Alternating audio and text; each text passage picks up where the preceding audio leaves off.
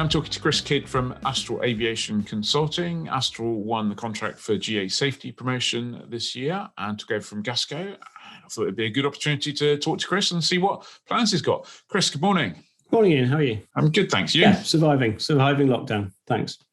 Aren't we all? Excellent. I wonder if, to start off, you could just give us a bit of your own background and history, so people can see kind of where you come from. Yeah, sure. And where your interest in safety is. Yeah, brilliant. Okay. So my aviation background, I think probably quite a lot of people, began many eons ago when I was at school, actually. So I was a member of the Air Cadets, which obviously many people are. And my first ever flight, I was remembering, I looked at my logbook the other day. It was in a Vigilant glider when I was 13 years old. And I loved it. And of course, at that point, as many people do, decided that I want to be a pilot. So I was then fortunate enough to then go and get a gliding scholarship through the Air Cadets. I went on a week-long basic gliding course, flying motor gliders out of Sireston. Of course, now at this point, I really am hooked on flying. But unfortunately, at that point, certainly in the UK, and certainly being, a 13, 14, 15-year-old boy, I was struggling to make enough money with part-time jobs to actually get any flying instruction because my parents, didn't come from money. However, at that point, I was quite fortunate in the fact that we moved to Cyprus just at the time that the Akrotiri Flying Club had opened. They had a couple of Cessna 150s and a 172, and they were offering flying instruction for about £75 an hour, which that really then set me off on my aviation journey. So I was able to, by hook or by crook and various part-time jobs, I was able to get about 20 hours of flying out there, which is obviously fantastic. The weather was great. That also coincided with me getting a flying scholarship again through the Air Cadets. So I, duly came back to the UK and trotted off to Dundee to Tayside Aviation, where I did my 20 extra hours that I've been given for my flying scholarship. And I was able to convert the 20 hours I'd done in Cyprus, added to the 20 hours up in Dundee, into a PPL. But of course, as a 17-year-old, I haven't got that much money. And again, I was thinking about this the other day. I seem to remember it was my gran that actually paid the test fee just so I could get the whole thing across the line. So that was great. So that was really fantastic for me as a 17-year-old. I couldn't drive, but I could, I had a pilot's license, which, was fantastic.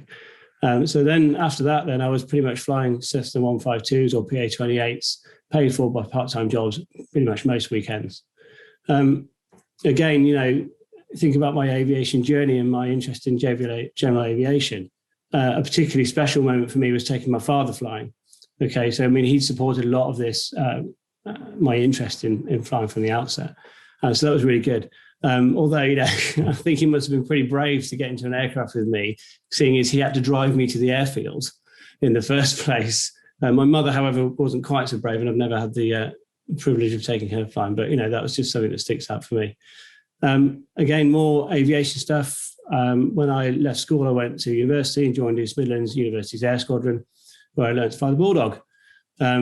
3 years flying the Dog, and then moved on to flying the Tucano, and then subsequently the Hawk. And I was lucky enough to be posted to the Tornado GR4 up at RAF Lossiemouth.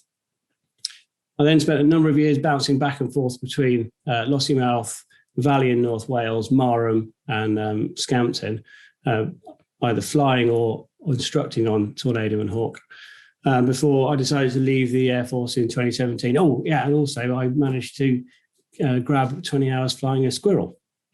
So that's my only rotary time, which I thought was fantastic, especially the slow speed stuff. So I left the Air Force in 2017, and just before I left, I managed to get my commercial pilot's license and my instrument rating done on the Duchess, which was, again, an interesting experience. As many people will probably know, at that point, I went to work for the CAA, initially as the Air Display Regulation Manager and then the head of GA Regulation. I did that for a couple of years until 2019, and then decided, that I needed to go and get a different job. So I left, and actually it was kind of strange because that's really leaving, 25 years worth of actually flying or being associated with the flying community. So I left to go do something else. And having moved away from it for the first time in my life, I now find myself in a situation where I don't have a PPL currently. I'm not flying within the military anymore. So I've taken it upon myself to revalidate my PPL. A couple of reasons, really. Firstly, I really, really do miss the flying, right? And I'm not talking about the let's go fly a mission or let's go and teach someone to fly. The pure joy of just jumping in an aircraft, on a lovely day, and putting off and having a great time. And secondly, I think more of a driving factor for me is I really want to take my kids flying. So I've got a 6-year-old and an 8-year-old, both of which want to be astronauts. So I don't know where they've got that from. And I don't really want them to look at this thing that said, oh, Dad used to do this, 20 odd years ago. Actually, I'd like to inspire them more. I'd like to do kind of what my dad did for me and encourage them into aviation at an early stage. So yeah, I think that'll be great fun to be able to take them flying. So that's kind of, a kind of potted history of my background. And in terms of the interest in GA safety, that I think again was born out of my time in the CAA. Again, I was very fortunate to work with the great and the good in the GA community when I was in that role, particularly within the display sector. And I saw that the benefits of working collaboratively and communicating within those people, both from the regulator and around the community, was really, really beneficial. And I think being able to take something which wasn't in a particularly great place and then move it into what essentially was a just culture by the end, or certainly the embryonic start of a just culture, was really powerful. And I truly do believe in that. And I've obviously, in my military time, I've spent a lot of time working within the construct of a just culture. And that is certainly something which I see a huge benefit in. And if we can get a situation where, people do openly admit their mistakes in a just culture, via whatever means we have available, then that again, I keep saying it's pretty powerful, right? And then that will really help people grow as pilots. That will really help the community develop.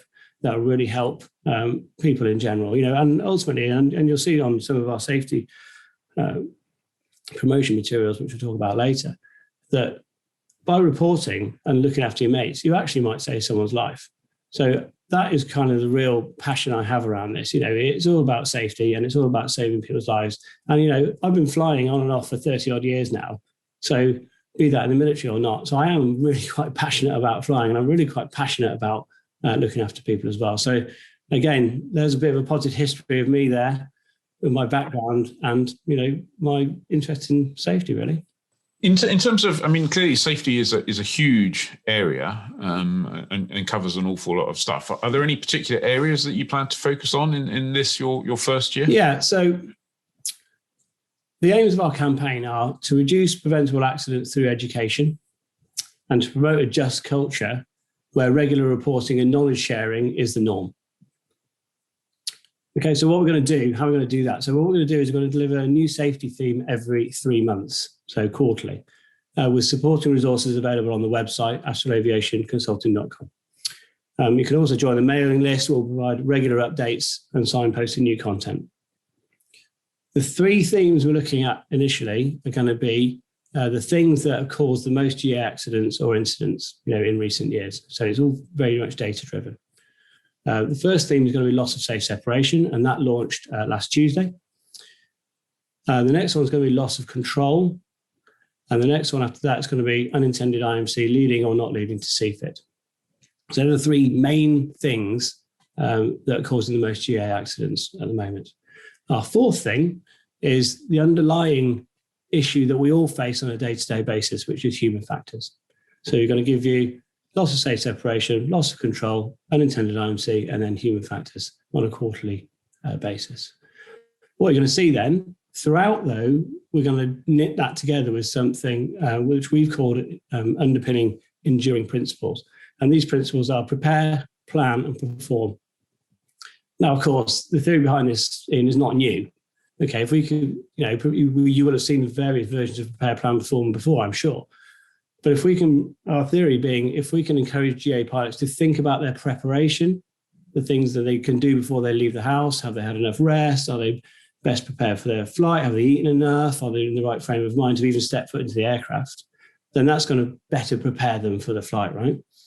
Of course, once they've left the house and they've got to the airfield and they need to do some planning, for whatever flight they're going to go and do, if you can plan appropriately, consider the what ifs, consider the contingencies, then that's going to set you up to perform better in the air.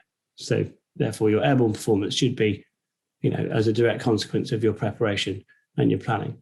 And of course, we'd all love to go and do perfect airborne performances, but I can't remember a single flight that I've done, certainly, that went absolutely perfectly. So actually, and the performance has got two aspects to it. You've got your actual airborne performance at the time. And also, we'd like to encourage people to do some self-reflection. So what went well, what went badly? And if things didn't go quite as well as they might have done, should I tell somebody about that? Should I just mention the fact that that thing that I went to go and do didn't run on rails, and I just stick a voluntary report in? Because that weight of reporting might drive some more safety focus. And ultimately, as I mentioned before, it might save someone's life. So that's the theory and how we're going to go and do that. Okay, so people will see this will be presented via the internet, or how are people going to experience this? Okay, so what we're going to do over the course of the next 12 months, we're going to be using harnessing the power of the internet ultimately. COVID has changed the world considerably. I think we can all agree on that. And also, it means that lots more people are doing what we're doing now. For example, they're communicating via Zoom or via various other means because they haven't been able to see their families for a considerable amount of time. We also find people doing much more internet banking, and just general use of the internet in general has gone up significantly. So we're going to harness the power of the internet to be able to do this, right? And also various social media channels, because we think that there's potentially an underrepresented sector of people that might be, let's say, the 20s up to 40s. I'm 44, so certainly younger than me, that aren't necessarily members of large organisations like the LAA, the HAA, etc.